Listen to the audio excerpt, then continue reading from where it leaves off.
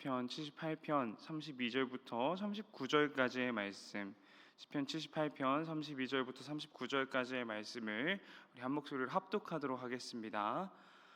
이러함에도 그들은 여전히 범죄하여 그의 기이한 일들을 믿지 아니하였으므로 하나님이 그들의 날들을 헛되이 보내게 하시며 그들의 횟수를 두려움으로 보내게 하셨도다.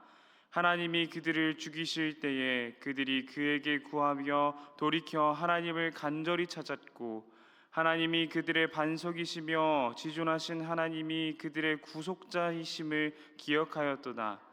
그러나 그들이 입으로 그에게 아첨하며 자기 혀로 그에게 거짓을 말하였으니 이는 하나님께 향하는 그들의 마음이 정함이 없으며 그의 언약에 성실하지 아니하였음이로다. 오직 하나님은 긍휼하심으로 죄악을 덮어주시며 멸망시키지 아니하시고 그의 진노를 여러 번 돌이키시며 그의 모든 분을 다 쏟아내지 아니하셨으니 그들은 육체이며 가고 다시 돌아오지 못하는 바람임을 기억하셨음이라. 아멘. 할렐루야. 오늘도 우리가 새벽을 하나님의 말씀으로 이렇게 예배로 깨우는 것은 가장 기쁜 일이고 가장 즐거운 일인 줄 믿습니다. 특별히 거룩한 주일 주님 앞에 나와 함께 예배로 말씀으로 나아가는 우리 귀한 성도님들을 환영하고 축복합니다. 우리는 우리에게 죄를 짓는 사람을 보면은 어떻게 반응을 하나요? 질문이 조금 애매할 수도 있는데요. 만약에 죄를 짓고 있는 사람을 보면은 여러분은 어떻게 하겠습니까? 조금 더 구체적인 예를 들어보자면은 만약에 여러분이 아주 늦은 밤 저쪽 서울공원을 걷고 있다고 생각을 해보겠습니다. 밤에 건강을 위해서 산책을 하고 있는데 저 앞에 누군가가 보입니다. 자세히 보니 누군가가 누군가를 폭행하고 있는 모습입니다. 그 모습이 여러분 앞에 주어지게 된다면 여러분은 어떻게 하시겠습니까? 아마 우리는 그 모습을 보고 경찰에 신고하고 그 죄를 그 사람이 감당하도록 하게 할 것입니다. 가끔 우리는 어떤 사건에 대한 뉴스를 보며 이렇게 생각할 때가 참 많습니다. 저 사람이 받은 형벌은 너무 적다. 더 많은 벌을 받아야 마땅한데 너무 적게 형량을 산다. 저 판사가 형벌을 너무 적은 양만 내린 것 같다라고 생각할 때가 있습니다. 왜 그럴까요? 왜 우리는 그렇게 생각을 하는 걸까요? 실제로 그 형량이 적은 걸 수도 있겠지만 사람은 남을 판단하기를 좋아하기 때문에 그렇습니다. 남 판단하는 것을 정말로 좋아합니다. 사람의 마음은 악하기 때문에 남을 판단하는 것에도 끝나는 것이 아니라 스스로에 대한 객관적인 생각조차도 하지 못하는 순간들이 참 많습니다. 같은 죄를 짓더라도 나에게는 관대하고 이웃에게는 남에게는 관대하지 못할 때가 참 많은 것 같습니다. 내가 할 때는 괜찮지만 남이 할 때는 괜찮지 않은 경우가 많은 것이죠. 그렇다면 하나님은 어떠실까요? 하나님은 어떠실까요? 오늘 우리가 함께 읽은 말씀은 죄인인 우리를 향한 하나님의 마음을 보여줍니다. 우리가 오늘 함께 말씀을 읽으며 잘 묵상함으로 하나님이 우리에게 갖는 그 마음을 통해 그 마음을 깨달아서 우리도 그 마음을 닮아가기 위해 한없이 노력하는 시간 되기를 간절히 소망합니다. 오늘 말씀의 시작을 보면은 이렇게 시작을 합니다. 사람은 악하다. 그렇기에 여전히 범죄하고 범죄한다라고 시작합니다. 참 이상한 일이죠. 하나님을 알고 하나님을 섬기며 하나님으로 말미암아 기쁨을 누린다고 우리의 입술로는 많이 고백하지만 우리의 삶을 돌아보면 여전히 범죄가 있고 하나님을 떠나 살아가는 삶의 연속이라는 게 너무나도 이상한 일인 것처럼 느껴집니다. 그렇게 살아가는 가운데, 죄 가운데 살아가는 우리의 마음속에 불현듯 찾아오는 한 가지 감정이 있습니다. 시편 78편 33절 말씀을 다시 한번 읽어보도록 하겠습니다. 함께 읽겠습니다. 하나님이 그들의 날들을 헛되이 보내게 하시며 그들의 횟수를 두려움으로 보내게 하셨도다. 아멘. 성도도 살아가는 동안 많은 걱정과 두려움을 안고 살아갑니다. 특별히 학생과 청년의 때에 얼마나 많은 고민들이 있는지 모릅니다. 예를 들어서 중등부 친구들을 들어보면요, 친구를 어떻게 사귈지까지도 고민합니다. 어떻게 더 많은 친구들과 함께 할지도 고민하고요. 또 어떤 친구들은 어떻게 하면 소수의 마음 맞는 친구들을 찾게 될지를 고민하기도 합니다. 그리고 그 친구들은 어떻게 공부를 할지, 어디로 청년으로 성장하게 되면은 어디 대학을 가야 할지, 어디로 취업을 해야 할지, 어떻게 결혼을 해야 할지, 자녀는 어떻게 양육을 해야 할지 많은 고민과 두려움 가운데 살아갑니다. 그런데 이 고민과 두려움이 결국 누구의 고민이고 두려움이 됩니까?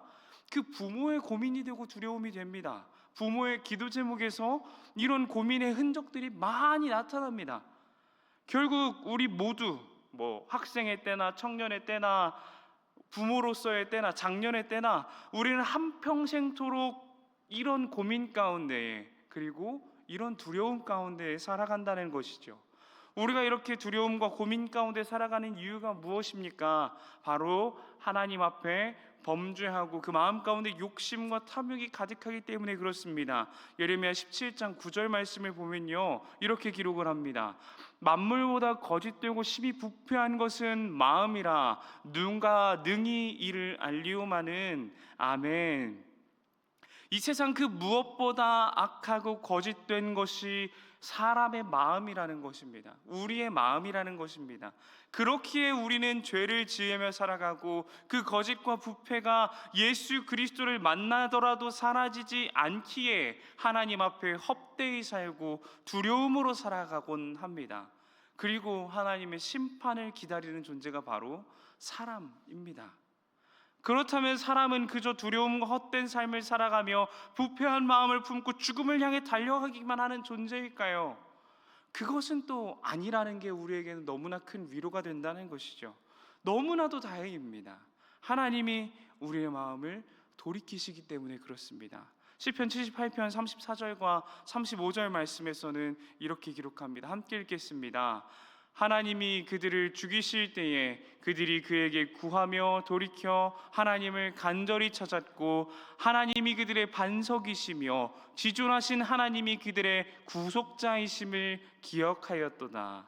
아멘. 하나님이 구원자이시고 하나님이 구속자이시고 하나님이 반석이시라는 것을 깨닫게 하시는 은혜가 있다는 것이 우리에게는 참으로 큰 위로가 됩니다. 하나님을 만나면 하나님은 우리에게 위로를 주십니다. 우리가 두려운 이유, 우리가 걱정하는 이유, 그것들이 다 무엇입니까? 다 세상의 두려움이고 세상이 주는 걱정입니다. 하지만 하나님께 그 모든 것을 맡기게 되면 두려움과 걱정에서 해방되는 줄 믿습니다. 그리고 우리에게 또 한 가지 위로가 되는 말씀이 오늘 말씀 가운데 있는데 37절과 38절의 말씀입니다. 함께 읽겠습니다. 이는 하나님께 향하는 그들의 마음이 정함이 없으며 그의 언약에 성실하지 아니하였음이로다. 오직 하나님은 긍휼하심으로 죄악을 덮어주시어 멸망시키지 아니하시고 그의 진노를 여러 번 돌이키시며 그의 모든 분을 다 쏟아내지 아니하셨으니. 아멘. 우리가 너무나도 잘 알고 있는 사실이 있습니다. 죄의 삭은 무엇입니까? 바로 사망입니다. 하나님은 아담과 하와에게도 선악과를 먹으면 정령 죽으리라 말씀하셨습니다. 선악과를 먹으면 죽는 이유는 그 과실에 독이 있어서가 아니라 그 먹는 행위가 하나님의 말씀을 완전히 배신하고 저버리는 행위였기 때문에 그렇습니다. 즉 죄였기 때문에 그렇습니다. 죄를 지으면 정령 죽으리라 라고 말씀하신 것입니다. 죄는 사망을 불러옵니다. 정령 죽게 됩니다. 하지만 하나님은 그 죄의 값을 바로 가져가시지 않으십니다. 우리에게 바로 죽음을 주지 않으신다는 것이죠. 우리를 위해, 연약한 우리를 위해 유보하십니다. 유보의 이유가 무엇이냐면은 하나님이 사람의 연약함을 아시기 때문에 그렇습니다. 우리의 연약함을 아시기 때문에 그렇습니다. 하나님을 의지하려고 하지만, 하나님만 바라보려고 몸부림치지만, 그렇다고 해도 결국 세상을 향해 눈을 돌리는 우리의 연약한 마음을 아시기 때문에, 우리의 부패한 마음을 아시기 때문에 하나님께서는 그 죽음을 유보하시는 것입니다. 예수님과 제자들이 기도하는 모습을 생각해 보면 좋을 것 같습니다. 겟세마네에서 기도하시는 예수님과 제자들의 모습을 기억해 봅시다. 예수님은 땀이 피가 되도록 기도하고 있습니다. 그 뒤에서 제자들도 열심히 기도를 했겠죠. 그런데 견디지 못하고 잠에 들게 됩니다. 그 모습을 보면 예수님께서는 그들에게 다가가서 니들이 어떻게 이렇게 기도 하나도 못하고 잠만 자고 있냐고 말씀하지 않으십니다. 너희가 마음은 원이로되 육신이 연약하도다 라고 말씀을 하십니다.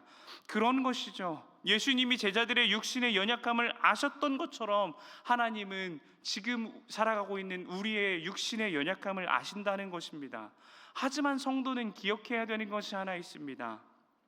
이 유보가, 기다려주심이 무한하지 않다는 것입니다. 언젠가 하나님은 성도의 행실에 따라 심판하실 날이 온다라고 말씀을 하십니다. 하나님은 긍휼하시기에 죄에 대한 심판을 미루시지만 결국에 언젠가 그 심판을 이루실 하나님의 날이 임한다는 것을 우리는 기억하면서 마음 가운데 두려움을 품고 살아가야 하는 줄 믿습니다.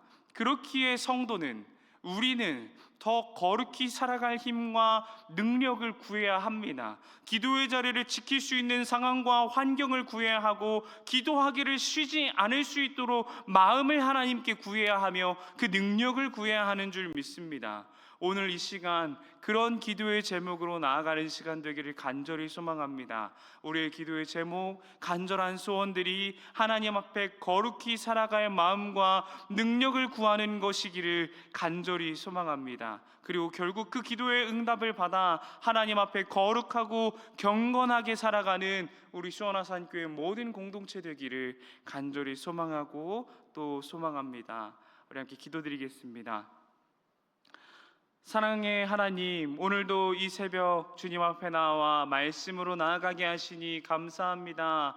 하나님 아버지, 사람의 마음은 연약합니다. 그렇기에 우리가 주님의 이름으로 기도하며 간절히 구하며 나아갑니다. 아버지께서 우리에게 기도할 수 있는 마음과 말씀을 묵상할 수 있는 능력과 말씀을 바르게 해석할 수 있는 지혜를 허락하여 주시어서 우리가 이 세상을 살아가는 동안 세상의 것에 한눈 파는 것이 아니라 오직 하나님만 바라보며 그 모든 두려움과 고민들을 주님 앞에 내려놓고 나아가는 귀한 주님의 백성의 삶 살아갈 수 있도록, 성도의 삶 살아갈 수 있도록 주님 인도하시고 붙잡아 주시옵소서. 언제나 우리 귀한 수원화산교회 성도 공동체 가운데에 주님의 사랑이 가득하고 주님의 은혜가 가득하기를 원합니다. 아버지의 사랑을 알기에, 아버지의 은혜를 알기에 우리 공동체가 서로를 사랑하고 서로를 위로하며 그 연약함을 이해하며 서로를 위해 기도하며 나아가는 귀한 수원화산교회 될 수 있도록 주님께서 언제나 붙잡아 주시고 인도하여 주시옵소서.